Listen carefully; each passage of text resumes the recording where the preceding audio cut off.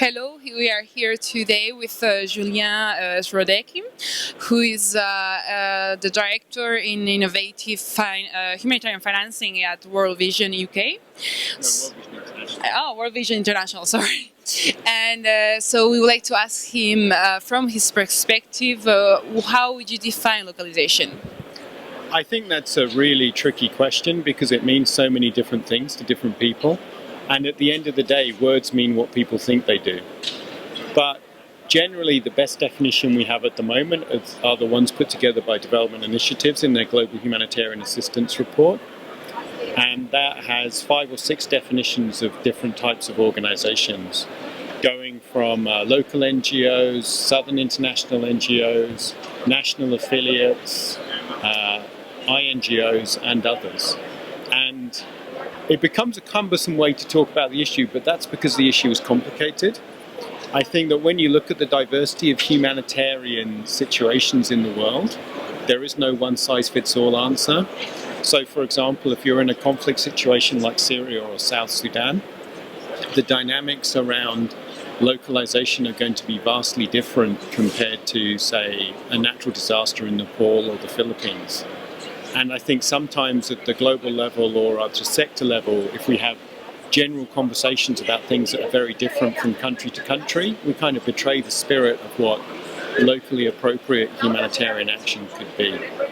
So what would you say that needs to be changed in the humanitarian system in order to give more room for a localization approach in order to deliver better aid and more efficient aid? I think at the start of it, we need to move away from consideration of types of organization and start with from the perspective of what will best serve the needs of the community and the children affected on the ground. And for that, you need organizations that can act quickly, that are already there, that have a presence in the community, that have good relationships.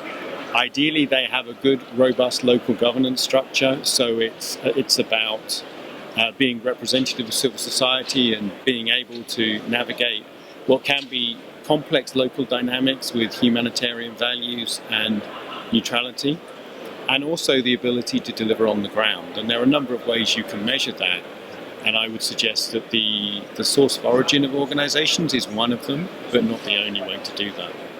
Okay, and given your expertise in humanitarian financing, I just would like to know from an NGO perspective, what are you doing in order to implement the goals of the Ground Bargain, to channel more direct aid to local and national organizations and actors? Well, currently we're having a discussion and thinking through how World Vision's approach is locally relevant in different contexts. So in reflection of the complexity of what's out there and the diversity of contexts in the world, we actually have 4 different types of national office, which can range from a program office, which is definitely an INGO in that context, that's there for a temporary period, several years probably, going all the way through to having a fully interdependent national office with its own national board. And we've spent the last 20 years wrestling with the Federation over how can you be a global and a local organization at the same time.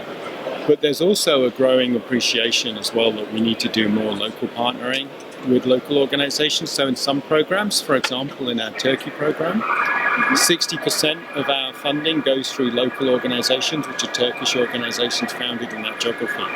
So we're participating in the debates at a global level to understand the issues better and the way we can better use the things in at our disposal to genuinely support local organizations and local communities that are suffering from the effects of disaster. Okay, and just one last question. As a faith-based organization, have you ever faced, what kind of challenges you actually face in the field? And also, how do you think localization could be more inclusive with faith-based organizations, the grassroots organizations? I think that's a really interesting question, because I think when you start talking about faith-based, across a large organization, each national context is again going to be slightly different, because Christianity means something different in different communities quite often, in different contexts around the world. And as an organization, we've learned to embrace the diversity of that, whether it's Orthodox in Ethiopia, or it's Catholic churches in other parts of the world, or it's Protestant churches. And the faith dynamic is there and it's real, and we've been really encouraged in recent years as the growth, particularly of Islamic financing in the Syria crisis, has brought faith issues to the table. And also that it is the norm, I think, that most communities affected by disaster, the default is that people will have some kind of religious belief, whether it's Christian or animist or Muslim or Hindu or Buddhist or something like that. And we've been missing historically a key aspect of what's important to people as they seek to recover from disaster. So, for example, in response to the Ebola crisis, one of the key things that we were able to do with peer Christian and Islamic NGOs was to work on a safe burial program, because we found that one of the potential areas for transmission was traditional practices and different faith practices in disposing of a loved one when they had the disease or might have the disease. And so a key space for us as faith-based agencies was to come up with culturally and faith-appropriate ways they could do that without exposing themselves to the risk of catching Ebola. So that was something we could bring to the table because we understood the faith dynamic of the people that we were working with, and that was appropriate for that particular context.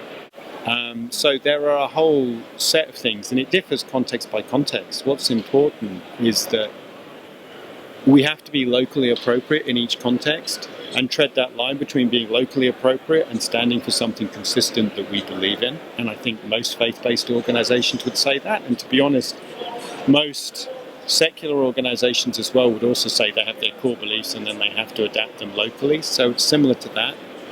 And I think that a greater focus on what's important at the local level is only a good thing for that agenda, because, I mean, sometimes religious differences can be the source of some of the world's problems, but they can also be the source of some of the solutions to move forward proactively like that. And so for organizations like World Vision, there is a place to play in bringing our faith to the table in a manner that is compatible with humanitarian principles and that adds a new dimension to the international and the local effort to respond to disaster and to better support the people in their biggest time of need.